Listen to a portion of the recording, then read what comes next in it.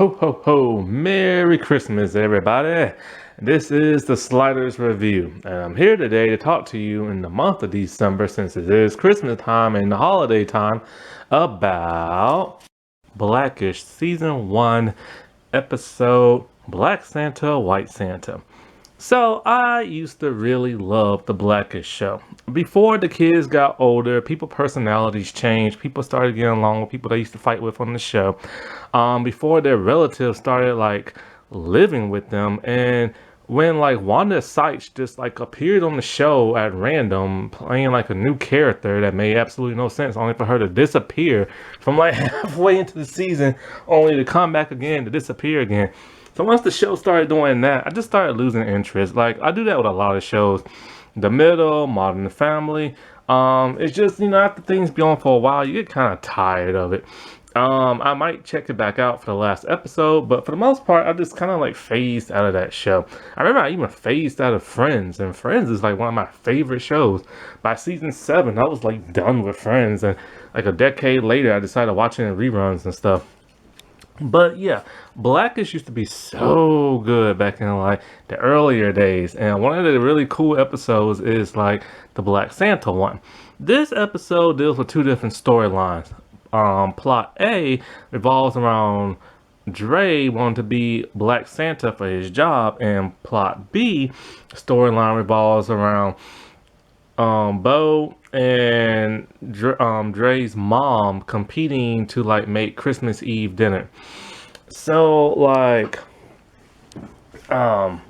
Dre, always starts off the show with like a narration talking about how he used to grow up and how he couldn't have this and that, and like he talked about how like his favorite, like the first white man he ever loved was Santa, and the second one is Ted Bradshaw. So, but Santa was the first white dude he ever loved. Why? Because Santa gives presents.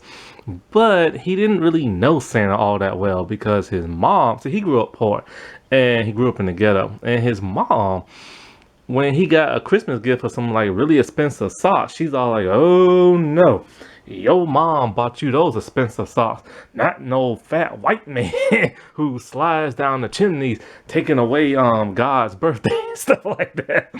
So she wanted to take all the credit because she got him like a really expensive gift. And so, so he made sure he made up for it when he got older and bought his kids pretty much anything they wanted once he became rich and stuff. A lot of parents do that when it's like the holidays and Christmas and stuff. They didn't have much growing up, so they made sure they bought their kids tons of stuff. And and that's like a really cool thing because it's like they don't want them to grow up the way they did. Also, that's the reason why a lot of parents now don't spank their kids no more. They just ground them because they remember those butt whoopings and they hated them and stuff. And so like he's talking about how like every year this one dude at his work will play like Santa, but this dude used to eat like a lot, especially a lot of meat, until when he finally died. I shouldn't be laughing at that. I laugh at everything. I didn't mean to laugh at the dude die for eating meat. But I giggle at like everything. So anyway, so he's happy and excited because he finally wants to play like Santa. So he's gonna pitch that like idea. You know what I'm saying? So when he's like at work, him and Charlie put on a slide presentation talking about like, in the White House there's always been white people. And he started naming every president, and then he's all like, Charlie, I told you not to put every president on there. So Charlie is a doofus. Charlie, I don't know how he got that job, but the dude's like mentally inept. He is great comedic relief and everything. And so at Dre's job, it's iconic because he has two white coworkers, his boss and his friend Josh. I think his name is Josh. And so,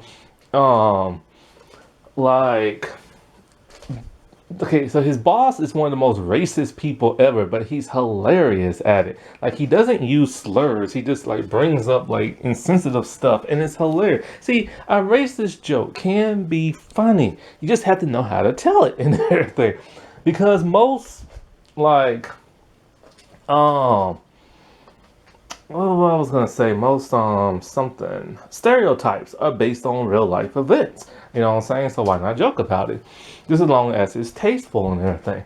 And his co-worker, I think his name is Josh, he's just like an idiot who tries to like understand black people. You know, he's not racist. He's just like, if you wanted to, he tries to like, somewhat be black, kind a little, by understanding them.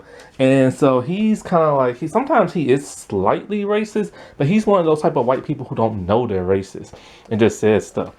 So they're pitching the idea, and so Dre's boss just straight up lets him know that the role has been filled, and it's been filled by a woman, a Mexican woman, Angelina, I think her name is, or something like that. One of Dre's co-workers, and Dre is pissed. He's all like, "A woman can't be Santa, and more importantly, she can't. Santa can't be Mexican." It's just like, what? And so when he tells his wife this, he tells his wife that, and so like, okay, so actually, I'll get into that part later. So let's get into Ruby and Bo. So.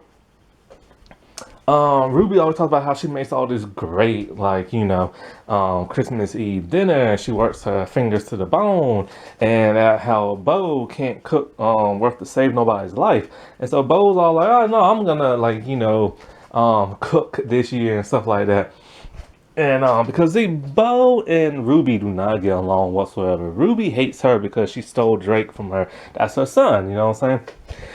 And so like. So she's telling the kids, mom's, well, what is it? So Ruby's telling the kids at first she was gonna make the dinner and telling like the Junior, I'm gonna no, what's his name? No, it's not Junior. I think it's somebody else. Whatever the little boy's name is, she's gonna put him in the oven and cook him, and he loves hearing that. But then when Bo does it, she's all like, I'm gonna mash you up. I'm gonna like stuff you in the oven. I'm gonna turn on the heat. And he's like screaming, almost crying and stuff, because it's scarier when the mom does it and stuff. And she's all like, it ain't gonna be grandma's food, it's gonna be mama's food, and it's gonna be mama's turkey, and it's gonna be mama's stuffing. And then Zoe's just like, who's mama? Zoe is like the dumb one of the group. She's kind of like Kelly from Married with Children, or Hillary from The Fresh Prince of Bel-Air. I've never liked Zoe. I was so happy when she went to college. And so she has her own show. So good for her, because it's been on for a couple of seasons. And so, like, I just never liked her on the show. She just never fit. And so, like, so Ruby and Bo were talking, and Ruby was starting to say some pretty like racist stuff, especially about Mexican people, talking about how they steal black folks' jobs and all this other stuff, and something else she was talking about. It was something that got on a racist note, and Bo's all like, Ruby, that's racist, and Ruby's all like, black folks can't be racist, that's impossible. Stuff. And so when Dre comes in, he's pissed. He's all like, guess what my boss did? He made a Mexican woman Santa. And Bo's is like, oh my God, that's racist. And he's all like, black people can't be racist. So then she realized that he learned that from his mom and stuff. And so they start going in talking about, Ruby's talking about how Mexicans steal black folks' jobs and all this other stuff, all because they're tricky, because they work harder from lower wages. And Bo's just like, I'm in a madhouse full of racist people. This is something that has been like talked about a lot, mainly about, because this is what's weird. Like anybody who knows anything when it comes to like the Mexican culture, especially in California, and certain politicians, they want them out because a lot of people hire Mexican people because they work harder and faster, and they do it for less pay. I remember when I had my roof fixed, we hired a company, and the company hired like some Mexican workers. They fixed that roof fast, and I mean fast, in a couple of hours. I've never seen a roof fixed that fast before in my life. And so this has been like a huge debate like in Congress and stuff like this. And so many people, it's mostly mainly, see, whenever you watch the news and you hear all these people talk, you always see like the white people talking about how they can't stand like the Mexicans and they want them out, how they're still in their jobs and how they work less and all this other stuff. But one thing you never hear is the black people say it, but they say it in secret. They say it in their houses. This happens a lot. Because like I'm black, and the same thing with like Asian people and black people. A lot of Asians and blacks do not get along. You see them get along like in person, but the moment like one of them goes to their house, ooh, like people just start like insulting people left and right. It's really sad because a lot of people, a lot of races do that. Like they'll pretend to be friendly in person, but as soon as they get home to that dinner table, like it's just insane, like some of the crap they be saying. And so it's tough for like a lot of Mexican people because they just want to belong in this country, and people don't like them and stuff. And it's just like I know, like sometimes like I'll pass like this one house that has tons of Mexican people in, and they always look at me like all mean and stuff like that. And it's mainly because, like I said before, a lot of blacks and a lot of Mexicans secretly do not like each other. It's like a lot of blacks and a lot of Jewish people secretly don't like each other. And a lot of Asians don't like blacks in secret. See, the white people make it known to like everybody out loud, but everybody else does it like in secret. So when this popped up in the show, it didn't surprise me at all the way they were talking about that because like you hear rumblings here and there from like other people and stuff. And so like when Dre is like talking to Angelina, I think her name is.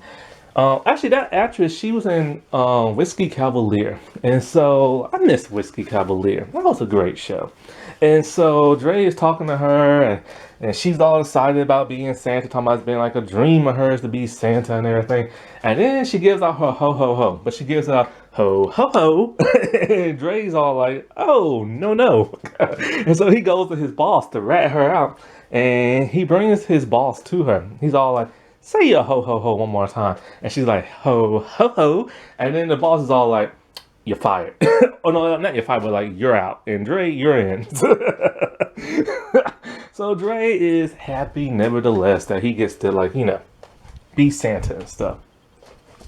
Now with Ruby and with Bo is also in charge of like the little Christmas musical thing that they're gonna have with their thing, and she realizes her kids are tone deaf, cannot sing whatsoever. So she's gonna cheat. She uses the auto tune like app to like change their voices and stuff, right? So when she's with Dre at night, he's happy about being Santa and putting on his costume. And so like Bo, God, I forgot what they talked about. I had it on the tip of my tongue just a couple of minutes ago before I went into the auto tune thing. It'll probably come back to me later. And so like, see, Dre's whole thing about wanting to be Santa, he said this is how it goes.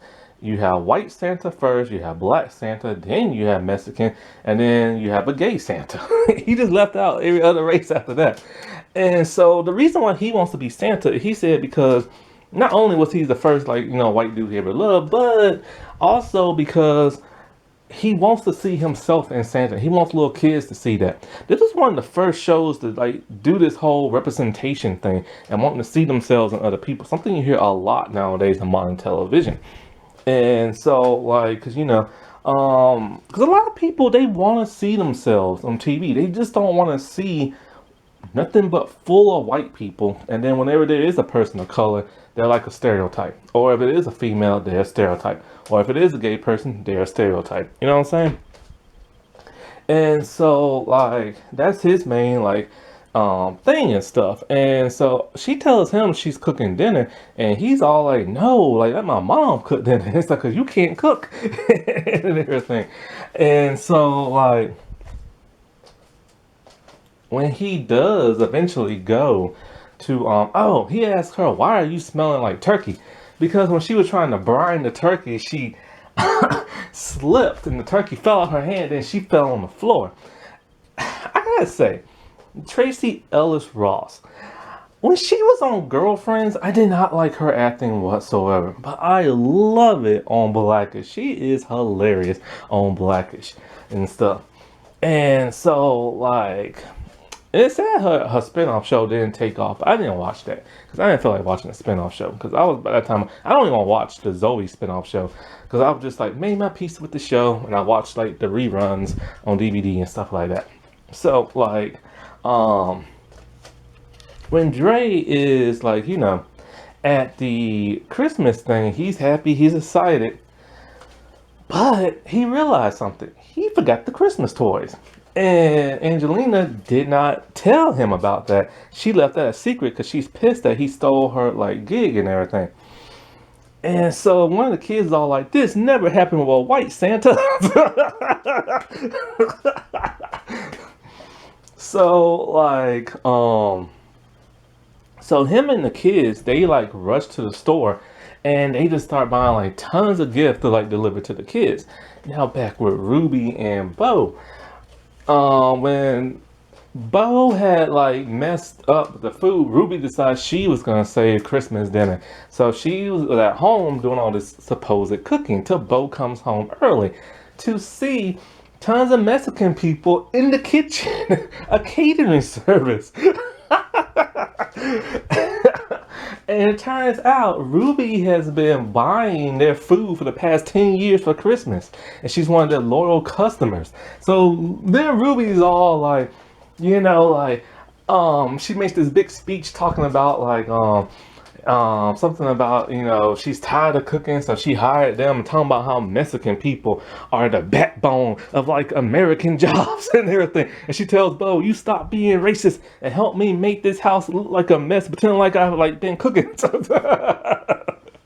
Oh, that's hilarious. Ruby went on this huge rant about how Mexican takes jobs, but then she goes and hires them every year.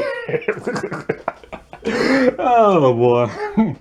Now, see, this is supposed to be kind of like a meta thing when it comes to like white people, because white people do that a lot. They complain about Mexican people and taking their jobs and this and that, but then they go and they hire tons of Mexicans. Same thing with whites when it comes to like Chinese people and stuff. They complain about the Chinese, but then you always see them at the buffets and stuff.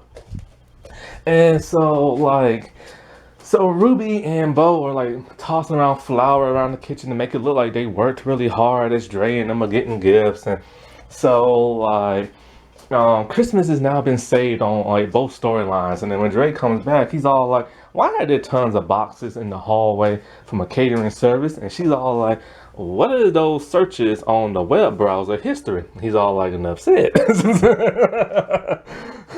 So all in all, this was a pretty cool like Christmas episode. Like I get so tired of seeing Christmas episodes about people trying to like save Christmas and taking Santa's job and all this other stuff. Like it gets old. Almost everything does that, especially superhero stuff, which I will be talking about soon because I have DVDs with stuff like that, like Sabrina and Power Rangers and like stuff like that. And it's just like, it's just like do something different for Christmas. Bah humbug, that was a good episode. All right, everybody, I'll talk to you later. Bye.